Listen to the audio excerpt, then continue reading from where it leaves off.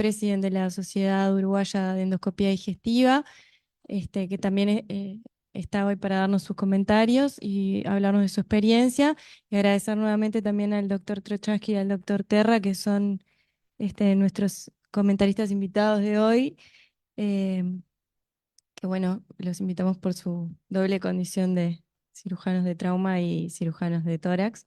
Patricia, muchas gracias por venir hoy.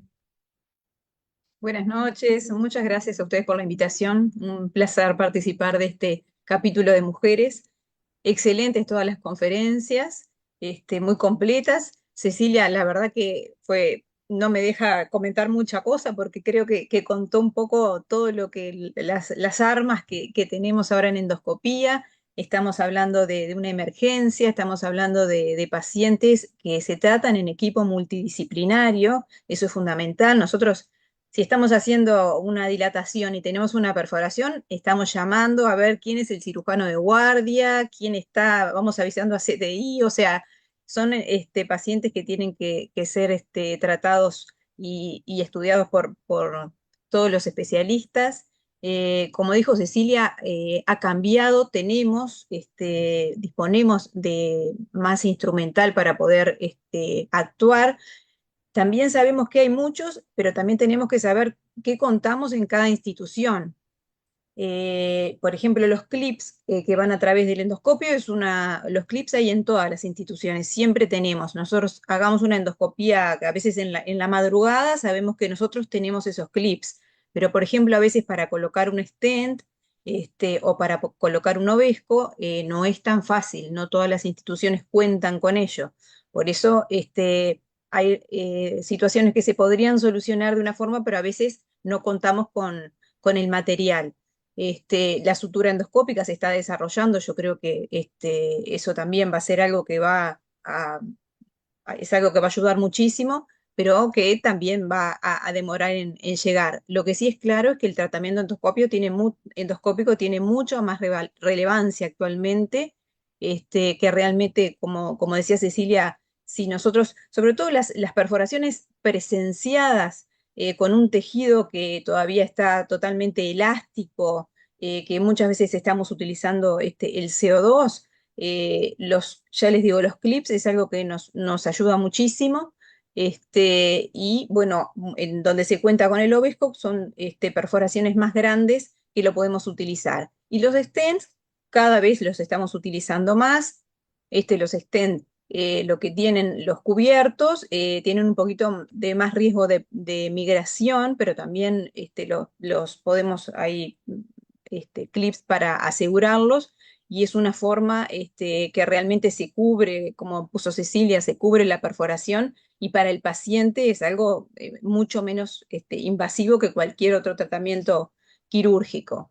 Yo creo que fue realmente muy, muy completo, que Cecilia explicó muy bien todo lo que contamos. Lo que tenemos que saber es que eso es lo que existe, pero es bueno que sepamos también qué tenemos en cada servicio, ¿no? No en todos los servicios contamos con esa infraestructura para poder solucionar esa emergencia que es verdad, lo que es la perforación esofágica, que es una situación realmente muy estresante, y que requiere de mucho aplomo y de tener todo ese material entrenado, el endoscopista entrenado y tener un asistente entrenado también, que es muy importante. Muchas veces estas cosas, si pasan en la emergencia, a veces es un endoscopista más joven, que capaz que tiene menos experiencia, por eso son pacientes complejos y que requieren de la actuación de muchos especialistas.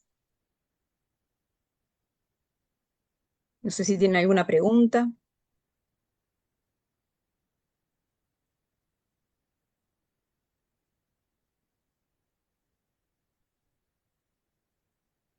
Bueno, buenas noches. Muchas gracias por la invitación al capítulo de Mujeres Cirujanas de la Sociedad Uruguaya de Cirugía.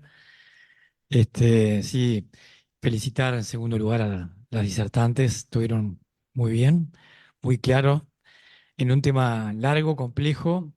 No hay duda que lo primero que quiero decir es que si no tenemos un conocimiento anatómico profundo del esófago, no se metan con el esófago, porque es un órgano bastante complejo, aunque uno funcionalmente lo ve como un tubo muscular, realmente las relaciones que establecen a nivel del cuello, del tórax y del abdomen, sobre todo el cuello y el tórax, lo transforman en una visera difícil de manejar.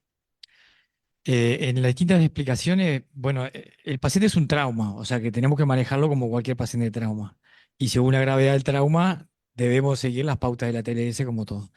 En las perforaciones, que es la causa más frecuente, yo creo que ahí las clasificaciones básicas, las primeras, se pueden manejar con conductas conservadoras. Obviamente que la endoscopía es la principal. Yendo a las cosas más concretas de la presentación la experiencia mía, al menos en el uso del Endovac, requiere algunas condiciones específicas, para mí entender. Una que tiene que ser una perforación localizada y que tiene que ser con una cavidad. Esas son las que mejor. Si tiene una gran apertura del esófago a la cavidad pleural, si uno no la trata por una otra vía, no se va a solucionar.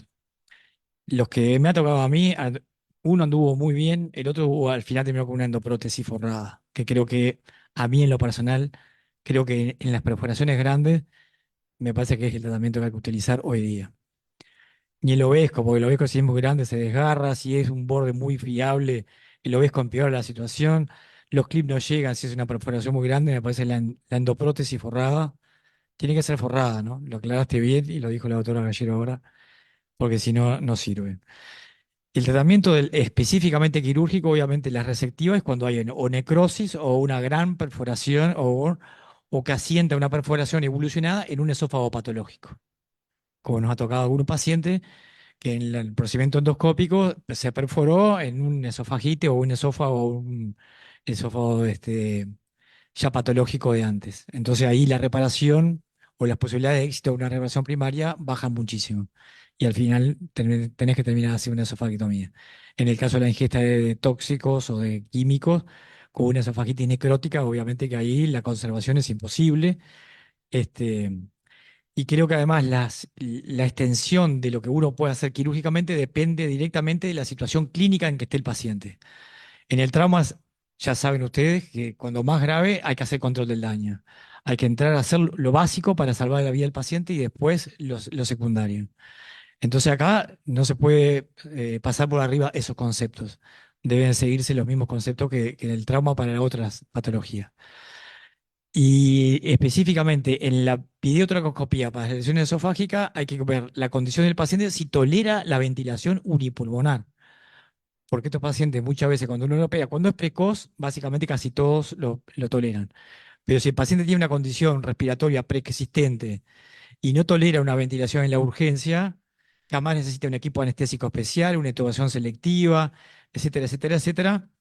Obviamente que condiciona mucho la realización de ese procedimiento y que tiene que estar el cirujano entrenado en cirugía videotracoscópica, el anestesista tiene que estar ventilado, la ventilación unipulmonar, entonces ahí los requerimientos ya se van complejizando. Y tiene obviamente que ser un centro de tercer nivel para arriba. En los lugares que existen, obviamente, si tenemos todas las condiciones, igual que la endoscopía. Obviamente lo ideal sería, muchas veces nos ha tocado, llamar al endoscopista de la cirugía, como ya lo planteó la doctora Laguzzi. Eso es la situación ideal, porque ahí, bajo toracoscopía, podemos inyectar, abrir toda la pleura mediastinal, que creo que es lo otro. Cuando uno tiene una perforación esofágica, entonces, abrir toda la pleura mediastinal de palo a palo, cortar el callado ácido si es necesario, ubicar la lesión, si se puede hacer una reparación, y si no, bueno, se intentará buscar el mecanismo en combinación con el endoscopista, porque a veces se pueden hacer procedimientos combinados. El tema del endovac, además, lo dijeron, y creo que lo voy a recalcar porque es muy importante, es que lo dejas al paciente sin poder nutrirlo por vía enteral.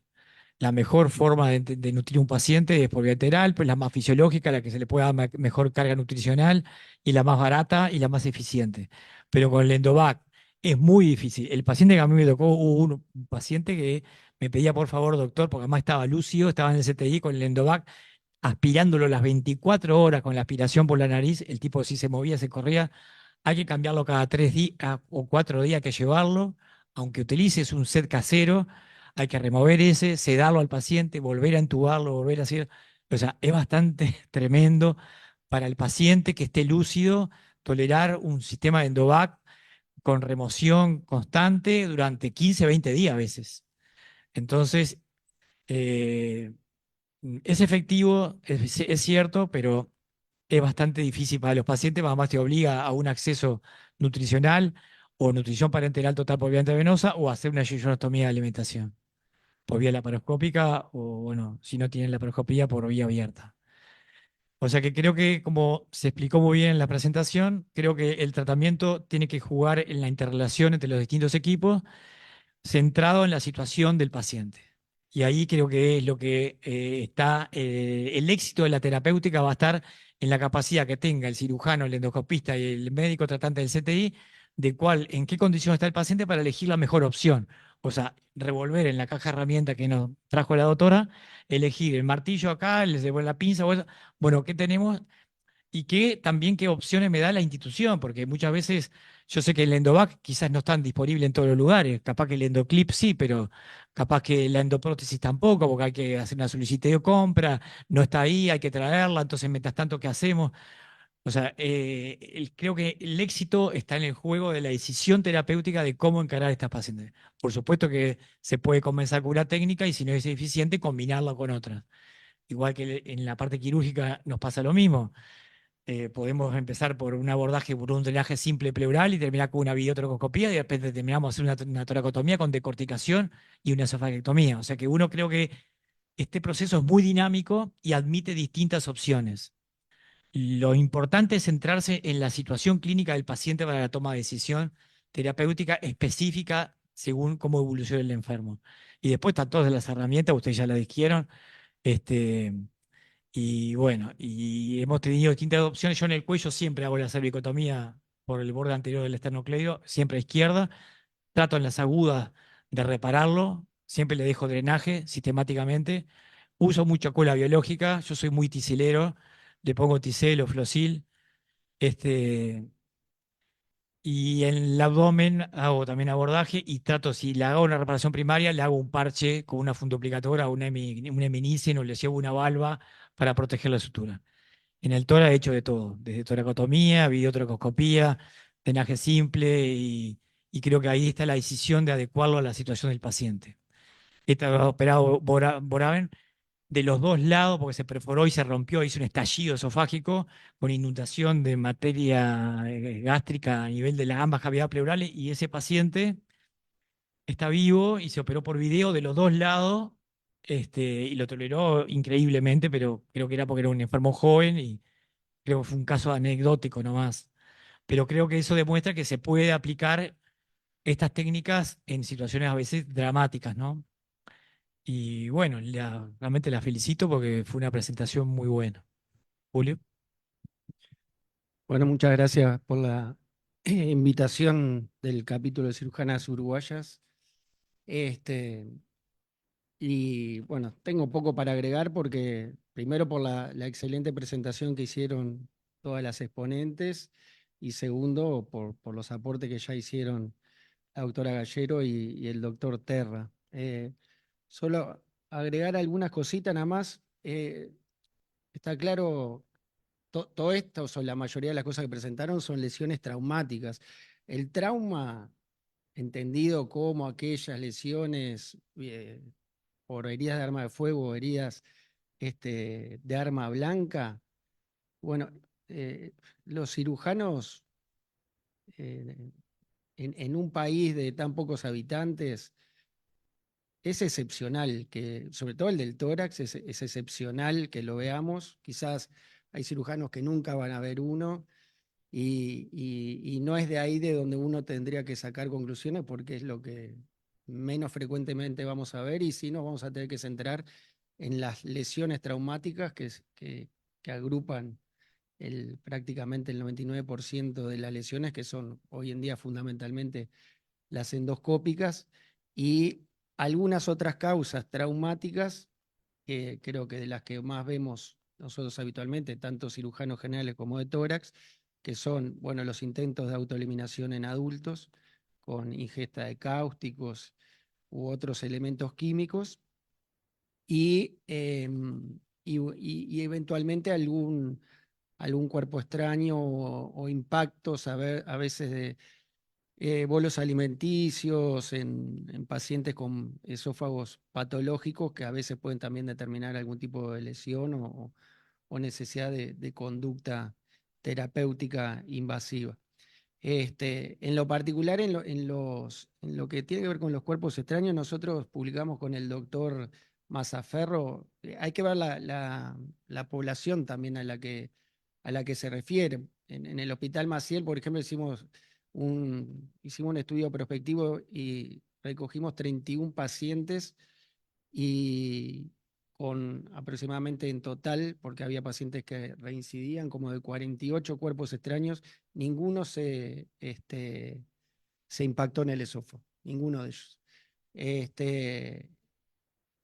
La mayoría, y bueno, pero que era una población seleccionada, quienes consultaban el MASIL, y bueno, la mitad era una población de privados de libertad, habitualmente con bombillas o algún otro cuerpo extraño que ya sabían ellos mismos por experiencia que no se iban a impactar en el esófago, y la otra mitad de la población era pacientes con patología psiquiátrica. Pero bueno, seguramente si nosotros analizamos una población más adulta, que presenta prótesis dentaria, que tiene dificultades para la deglución, seguramente encontremos, obviamente ahí sí impactos a nivel del esófago y con el tratamiento que ya se mencionó, ¿no? Y como decía Daniel, yo creo que de las cosas más importantes es que obviamente esto es un tratamiento multidisciplinario, como decía Gallero, ¿no? Primero porque cada vez disponemos de más elementos para, para diagnóstico y terapéutico. Para diagnóstico porque hace 15 años atrás o 20, cuando veíamos pacientes traumatizados con sospecha de lesión esofágica, era como mandatorio realizar un esófago gastroduodeno y una fibrogastroscopía. Eso en la medida que avanzó ¿qué fue lo que avanzó? Bueno, que se empezó a utilizar con más discrecionalidad la tomografía con contraste bioral y fue dejando la necesidad del uso de esos otros estudios porque se lograba una sensibilidad y una especificidad. ¿Eso quiere decir que lo abandonemos? No, porque recién, como todos dijeron, eh, este país, si bien es pequeño y en teoría tiene cobertura de salud universal, el acceso a veces es difícil y a veces vas a estar en un lugar en el cual vas a tener más acceso rápido en un paciente que sospechás una perforación de esófago a una fibrogastroscopía y un esófago gastroduodeno rápido realizado con un contraste y una serie de placas que te va a permitir diagnosticar. Pero bueno, ha habido ese cambio de paradigma desde que lo pedíamos sistemáticamente, desde que dejamos a pedir la fibrogastroscopía por todo lo que explicó Cecilia, hasta hoy que, bueno, ha cobrado una indicación aún desde el punto de vista diagnóstico y obviamente terapéutico, ¿no? Yo creo que eso también va asociado a que la mayoría de las lesiones hoy son producto de procedimientos diagnósticos o terapéuticos y que, bueno, eso también ayudó a valorar el rol de ese armamento diagnóstico y terapéutico. Pero también depende del lugar donde uno está. En la mayoría de los lugares donde yo trabajo, el Endovac es muy difícil de convencer a quienes manejan las instituciones de que se haga eso, por más estudios de costos que uno le puede mostrar, pero muchos ven el día de hoy y no el global del paciente. Y bueno, y ni que hablar que los tiene que pagar el paciente y a veces a nivel mutual es mucho más difícil a veces que lograrlo en un hospital público. El hospital público está más propenso a subvencionarlo y en el hospital, en el mutualismo, lo tiene que pagar el paciente y uno se ve enfrentado a ofrecerle otras alternativas porque a veces no lo puede pagar. Entonces, bueno. Y solo un aspecto final, Yo creo que una de las combinaciones que he visto más, si bien no es frecuente la patología, obviamente en sí, en su totalidad, pero de las últimas es una de las combinaciones que decía Cecilia, que es la de perforaciones que se tratan inicialmente por procedimientos endoscópicos, pero que fugaron un poco, presentan algo de mediastinitis. Es, en el caso de nosotros los cirujanos de tórax, la utilización de la biotoracoscopía y la apertura de las pleuras mediastinales y el debridamiento, que eso tiene dos efectos. Uno es abrir y lavar todo el tejido que está contaminado, y otro, generar que una pleura mediastinal abierta lo que hace es que un drenaje de tórax también pueda eliminar cualquier proceso que haya ahí, ¿no? Y el otro aspecto terapéutico, un poco más discutible, pero en el Maciel y lo hemos utilizado sobre todo con este tipo de pacientes, o tratándolo en conjunto con Daniel y con Pablo, de la experiencia de las fístulas traqueoesofágicas. Nosotros a las lesiones torácicas que llevan un tiempo y que aún así le hacemos reparación primaria, nosotros le hacemos gastrostomía para evitar el reflujo y para evitar que haya una hipertensión por debajo de la lesión. Y no lo vemos como una contraindicación para la utilización posterior del estómago, porque lo hacemos en la curvatura mayor y luego perfectamente, perdón, en una zona, no en en una zona de la curvatura que sabemos que después no se va a utilizar para la reconstrucción posterior.